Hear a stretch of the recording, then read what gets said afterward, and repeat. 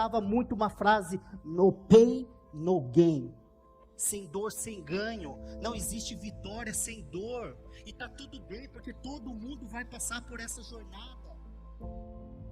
Eu criei uma metodologia que chama turnaround, que é a arte de virar o jogo.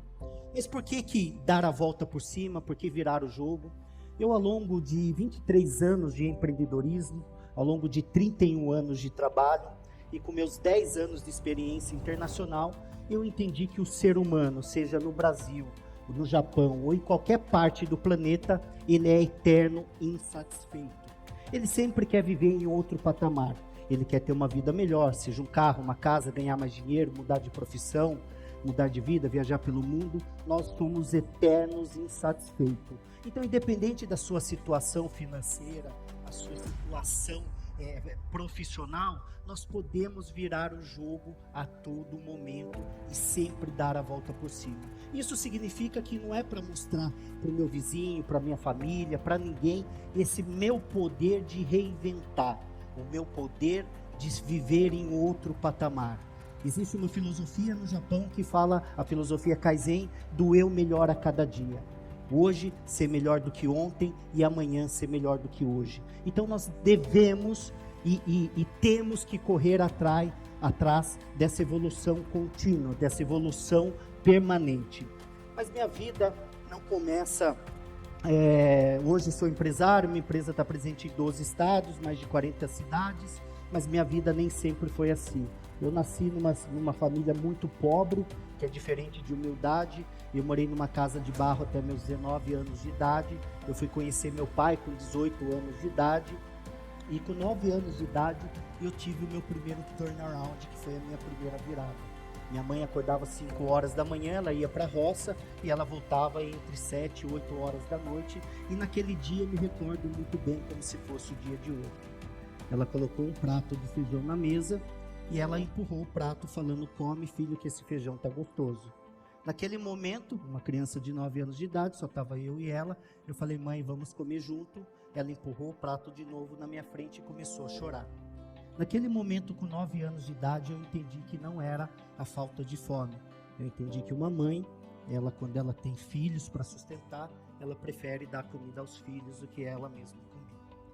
Uma criança de 9 anos de idade quer brincar, quer estudar, ela não pensa em fazer nada mais fora desse contexto, mesmo porque ela não tem muito discernimento de saber o que fazer com 9 anos de idade, e naquele momento eu tomei uma decisão que eu precisava virar o jogo da minha vida.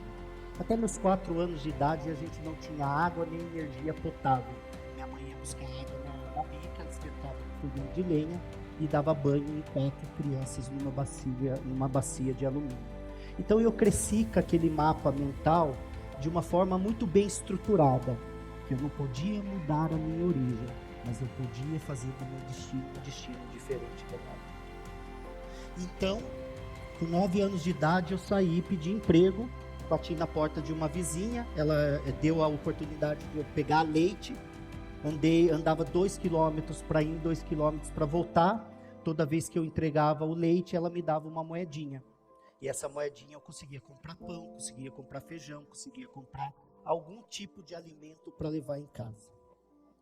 Mas pelo pouco tempo que eu tenho aqui, eu não quero falar muito da minha história. Eu só quero começar com um único pressuposto em nossa vida: que nós temos que parar de usar muletas e justificar o porquê que eu não estou conseguindo mais na minha vida. Eu não consigo mais porque eu não tive faculdade, assim como eu. Eu não consigo mais porque eu nasci numa família pobre, assim como eu. Eu não consigo mais porque eu nasci numa cidade de 13 mil habitantes, assim como eu. Só que todas essas muletas, que são impeditivos mentais, não fizeram de mim um cara que era o cara da vítima. O vitimismo que hoje está muito na moda. O governo está ruim, o país é ruim, a política não muda, a cidade que eu nasci não pode me oferecer nada, e aí fica passando tempo e tempo e a gente não consegue sair do lugar. Baseado nisso, eu criei uma metodologia que a minha empresa ela é responsável por recuperar empresas quebradas do setor imobiliário. Então, nós usamos esses 3 pilares e foram os 3 pilares que eu usei na minha vida para mudar também a minha vida e o meu destino. Eu quebrei 6 vezes Estou no meu 13º negócio e a última quebra foi de uma dívida de mais de 3 milhões de reais. Quando você se vê num buraco, que é um buraco tão fundo que você nunca esteve nesse buraco, você entende que talvez não tenha mais nenhuma solução. E aí eu lembrei desse método que fala como a gente expandir a nossa mentalidade, como a gente mudar o nosso comportamento e como adquirir as novas competências. Porque em cada momento que eu quebrava, em cada momento que eu fracassava, me faltava uma competência. E o que a gente tem que entender que faz parte dessa jornada. Quando você erra, quando você fracassa, quando você perde, é o mercado que está falando alguma coisa para você. Mas nós estamos acostumados a não aceitar feedback. Nós justificamos o nosso fracasso, o nosso erro e a nossa falha em colocar essa responsabilidade que é de nossa competência na mão de outras pessoas. E aí eu não consigo mudar, uma vez que eu não enxergo que o erro é meu. E todas as vezes que eu quebrei, eu entendia que o único culpado era eu. E que naquele momento eu estava sendo falho, que não tinha competência suficiente. E aí eu fui aplicar a metodologia, que o meu primeiro pilar, meu primeiro princípio é: não queira resultados imediatos. Não existe bala de prata, não existe fórmula mágica. Quem vende isso, na minha opinião, é batedor de carteira. Eu levei 23 anos para ser bem sucedido da noite para o dia. 23 anos, eu comecei a empreender desde os meus 17 anos. Então, a gente tem que parar de achar que é esse negócio, o próximo negócio que vai mudar a minha vida. Aí eu fico 6 meses aqui, vou para outro lugar, fico mais 6 meses lá, vou para outro lugar e não consigo parar nada. A gente tem que parar de ser um PhD em começativa e começar a ser um PhD em acabativa. Comece uma coisa e vai até o final, você vai ver a magia desse resultado. Seja inconformado. Tem uma música dos Rolling Stones que ele fala: eu não consigo ficar satisfeito por inteiro.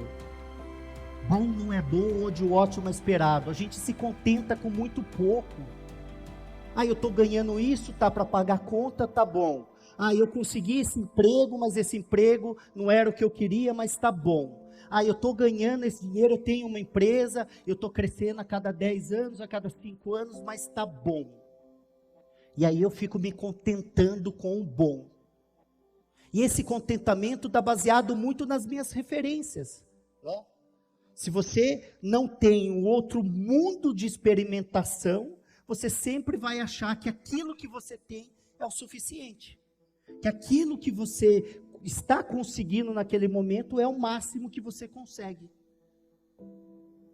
E aí você entende que existe um livro que chama Guinness Book, que ele consegue mostrar para mim e para vocês que tanto eu como vocês podem quebrar recordes. Você vai quebrar seu próprio recorde, ou vai vir alguém e vai quebrar o recorde de alguém. Então por que não mais? Por que não viver em descontentamento o tempo todo? Ninguém está falando de perfeccionismo, ninguém está falando de ingratidão, nós estamos falando para que eu esteja em movimento o tempo todo. Faça o que tem que ser feito. As pessoas querem falar hoje, fala muito a palavra da moda, disruptura. Eu preciso ser disruptivo. Mas aí você entra na empresa, eu era consultor de empresa, eu entrava na empresa e ele não fazia nenhum arroz com feijão bem feito. Ele não consegue atender bem feito, ele não consegue dar feedback para o seu cliente, ele não consegue chegar no horário. No Japão ele se programa para chegar meia hora antes de qualquer encontro. Aqui, o brasileiro ele chega meia hora depois e ele não justifica o atraso. Então a gente tem que tomar cuidado de tentar falar, não, eu preciso. Inovação é importante, quando você já fez o arroz com feijão bem feito.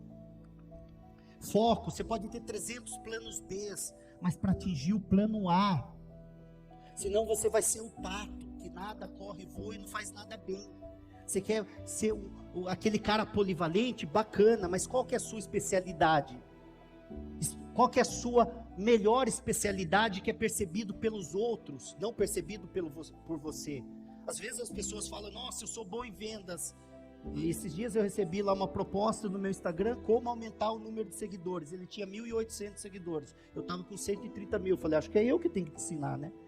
Então, não é coerente. Então, primeiro, para que eu seja percebido como especialista, ou me venda como especialista, de fato tem que ser. Porque senão não fecha a conta. As pessoas não geram a credibilidade. Tem atitude. Tem muita gente, eu uso esses 3 pilares que eu gosto muito, que é o sonhar. Tem gente que sonha pouco, o sonho é pequeno demais. O que você quer? Se eu sair do aluguel tá bom. Mas por que tão pouco? O sair do aluguel pode ser uma fase inicial hoje, mas você tem que pensar grande, tem que ter um sonho gigante. E aí tem pessoas que não treinam, ele sonha, mas não treina. Eu aprendi em toda a minha vida que eu preferia suar dentro do treino do que sangrar em campo. Porque quando você abre uma empresa e quebra, quando você não está ganhando dinheiro, quando você não consegue arrumar um emprego, quando você não consegue realizar seus sonhos, suas metas e seus objetivos, você está sangrando o tempo todo. E aí tem gente que treina, mas não joga. Tem pessoas que fazem 300 cursos, tem pessoas que lê 50 livros, mas não entra em campo jogar. Nenhum mestre de cozinha, nenhum bom cozinheiro fica sendo bom cozinheiro apenas lendo receita. Ele lê a receita, mas ele pratica, e ele vai aperfeiçoando a sua receita. Então é muito importante sonhar grande, treinar bastante e agir, entrar em campo, vamos jogar. Se afaste de perdedores mentais, esses caras são sugadores de energia.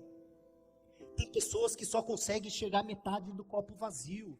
Tem pessoas que não conseguem enxergar o lado bom das coisas. Mas estava chovendo, eu vou numa palestra. Mas é numa outra cidade, eu vou. Mas tem que ler, mas tem que... sempre é um problema para essa pessoa. E não quer sair da zona de conforto, não quer sair do lugar. A minha pergunta é, você está disposto a fazer o fácil ou o difícil? Tem uma frase que eu gosto muito que fala, se você estiver disposto a fazer o difícil, provavelmente você terá uma vida fácil. Agora, se você estiver disposto a fazer só o fácil, provavelmente você terá uma vida difícil. Eu estou há 19 anos trabalhando 12 horas por dia, 6 dias por semana, e não paro, porque trabalho para mim não é uma sofrência, trabalho para mim é prazer. É uma brincadeira, eu amo, porque com 9 anos de idade eu tive que trocar a minha brincadeira por um trabalho. Persistência, não basta bater na porta, mas basta até abrir. Tem gente que desiste muito fácil do seu sonho. Quantos nãos cabem no sim? O seu sim, de repente, é seu grande sonho. Resiliência, já foi falado. É na adversidade que alguns desistem e outros batem recorde. Quando eu entrei na academia, eu escutava muito uma frase, no pain, no gain. Sem dor, sem ganho. Não existe vitória sem dor. E está tudo bem, porque todo mundo vai passar por essa jornada. Não existe bala de prata, não existe fórmula mágica, não existe sucesso tão fácil como se vende lá fora. Essa é a outra face do sucesso. Agora é possível, e quando você chegar lá, você vai agradecer, porque poucos conseguem cruzar a linha de chegada. Poucos.